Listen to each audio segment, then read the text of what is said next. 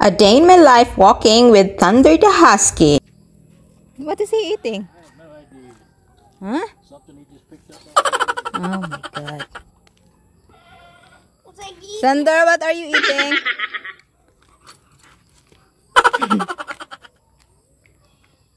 Oh no. Oh my. Did he find a bone? For today's video ay gagamitin natin ang TNW Q10 360 degrees rotating desktop tripod. Para mas maganda ang kuha, gagamitin natin ang ating back camera para mas malinaw at high resolution ang ating video. Dahil nasa labas kami, so hindi na kinakailangan i-turn on yung ilaw niya. Kahit makulit itong si Thunder, pero thank goodness naman at nakafocus pa rin ang camera grade nitong gimbal. So ayan, at sumusunod-sunod lang ako sa aking husband at tinitingnan ko kung paano ba talaga siya mag-focus. So, grid kasi diyang pipindutin para i-focus doon sa tinatawag na face tracking. Ang kagandahan ng back camera ay makukuha mo yung panoramic shot dahil napaka-wide po yung kanyang camera at na yung resolution po niya. Kahit dito may mga mga motorsiklo na dumadaan ay hindi siya nagblur. Compatible ang gimbal na ito sa mga iOS and Android smartphone. 360 rotating desktop tripod ay pwede itong paikot-ikotin, pero at this time hindi ko siya pinapaikot-ikot. Tinatrack ko lang yung face ng aking husband. Kahit ayan nasa malayo, pero pinofocus pa rin niya. Marirecommend ko ito sa mga inspiring vlogger dyan. Ay ayan na, nakakaganda ito at tingnan nyo naman, ang ganda ng kuha at hindi siya ganun kaalog-alog.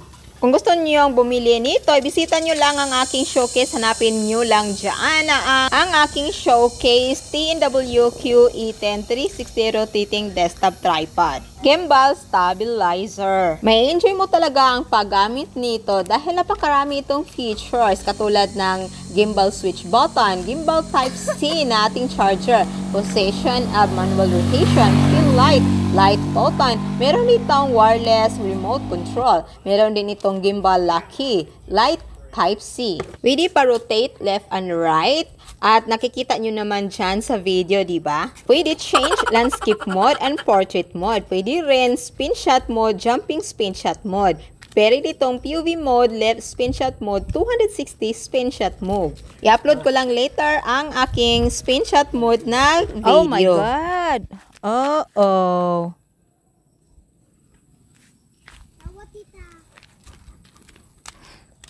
What are you doing, Thunder?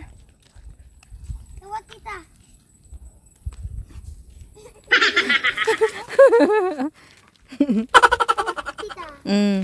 Back to Thunder the Husky. Napakakulit talaga yan. Pero yung mga aso or mga aspen dito sa amin ay takot na takot sa kanya. Once na nakikita nila si Thunder ay nako, humaharurot ng patakbo-takbo talaga at hindi talaga lilingon. Pag ganito na nilalakad namin siya ay masaya siya syempre. At may mga tao din na pagkamalan siya na lobo, at may mga tao din o mga bata na nagsastop at tinatatakot din sila na lapitan ng aso.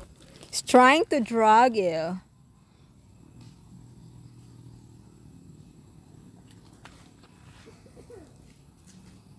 Marking territory. Yeah. No. No, no, no, no. No. This way. Come back here. Alip ko. Be a good boy. This way. Be a good boy. This way. Be a good boy. Need to be a good boy, ha? Gusto niya itakbo yung daddy niya. Ganyan talaga siya minsan, no? Kasi lalong-lalo na pag nakita siyang mga manok, ay nako, gusto niyang habulin talaga. Unti-unti naman siyang natuto.